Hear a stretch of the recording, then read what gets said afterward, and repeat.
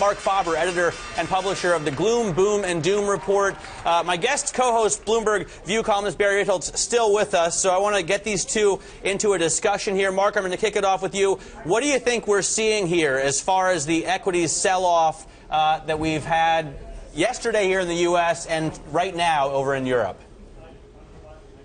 Well, I mean, there are always a number of factors that will lift stock prices or depress stock prices. I believe that the fundamental reason for weaker stock prices in the last few months has been essentially the recognition by the investment community that global growth is not accelerating but actually slowing down. We have in emerging economies very clearly a slowdown that is occurring, particularly in China, where year over year electricity consumption is down, year over year railway freight traffic is down, exports as reported by China, but not by its trading partners, is still expanding, but has also slowed down. And so we have also Europe, where there is at the present time practically no growth and also a slowdown. And essentially the US, where people say, oh, growth is accelerating on the upside. But that is not validated by the bond market. Hey, Marc, let me just jump in here. Marc, let me just jump in here and ask you about the IMF's take on this, because they are saying, yes, there's shaky markets, especially what we're seeing in developing markets and in Europe, but that the U.S. strength is going to rescue us all. Plus, you do have Mario Draghi willing to take any step necessary to save that economy from another recession. No? No. I think, actually, we have fiscal policies that are expansionary in most countries because we still have deficits. And we have essentially monetary policies that are financing the deficits. And I think the principal problem that the current policymakers don't recognize is the fact that the larger the government is, the less growth there will be, the less dynamic the economy will be. Marc, let me ask you a question about that, because that raises a really interesting issue. It's Barry Ritholtz. You and I know each other from various conferences we've attended together. Yes. All the things you've talked about. You. Yes.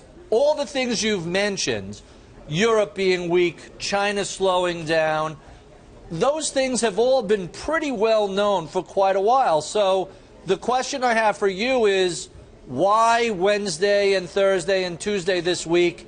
Couldn't this have happened any time in the past year? In fact, in the U.S., it's been something like 700 days since we've had a 10% correction. Why now? Why now as opposed to any time in the past year? That is a question I'm very sorry I cannot answer. I couldn't answer why the NASDAQ peaked out on March 21st, 2000, and not 6 months earlier or 6 months later. These things you just don't know. But the market is signaling something, and I would listen to the market. The market is no longer telling you that it's a straight upward climb. Right. And maybe the Fed can intervene and buy shares. Don't forget that. They can buy the There's futures. always that argument, too, Marc. I wanted to ask you, you mentioned China earlier and the things that we don't know, Barry. One thing we don't know is whether China will change its central bank governor. There's a big battle between those who want to take the painful steps to reform the economy structurally versus those who are desperate to boost economic growth. That being an unknown, how much of an effect will it have on U.S. markets if there is a big change in what China does? Well, I think the big issue concerning China is that if the economy slows down more than they desire, they will also print money. After all, they invented paper. So they'll also go the way that the others have gone, namely competitive devaluations that are destructive to the global economy and to a sound structural economic scenario. Mark, we know you're Dr. Doom and Gloom here. You think we're heading to QE 99, and for those reasons you are a gold bug. But the basic truth is that gold has been selling off as the dollar has been getting stronger, and it continues to pick up ahead of the rate hike. Would you buy into gold now? Correct. Well, the issue here is when you print money, and this has been observed already by Copernicus and David Hume and Irving Fisher, not all prices rise at the same time equally. You create price increases in one sector of the economy and then in another sector and so forth. And gold had a huge run between 1999 and 2011 and has been correcting. And lately what we had is a huge increase in the price of not all art pieces, but specific artists and in stocks, especially in the US. Yes. And so eventually the money will flow out of the inflated asset markets into less inflated. And I would think that, yes, maybe gold drops below $1,000. We all don't know that. We don't know how much money they will print. But I don't think it will stay there. You understand? It's like coffee was at 300 cents a pound. It dropped to 103 cents a pound at year-end 2013. And now it's more than doubled. Going back up. Copernicus, though, didn't have the option of buying German bunds. Barry.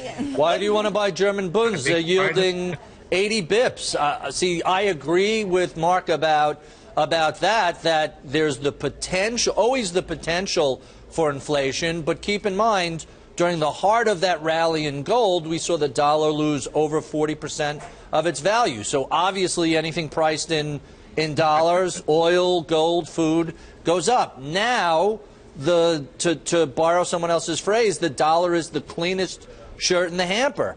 The yen go around the world. The yen, the renminbi, the euro. Where else are you going to go? Mark? Scandinavia? Yes, Mark, I agree with Barry. I agree with Barry. It's hard to believe that the U.S. dollar is the hardest currency. And I don't think it will stay that way. But it is true for the... Let me ask one more question. You know, Barry and I were talking with Kevin Krim earlier on Twitter, who saw a whole bunch of helicopters practicing their dollar drop hanging over New York for QE 99. But in all seriousness, the Fed is wrapping up its bond buying. What makes you think they're going to continue with quantitative easing when we're hearing they're going to raise rates in the middle of 2015? We'll see. We'll see.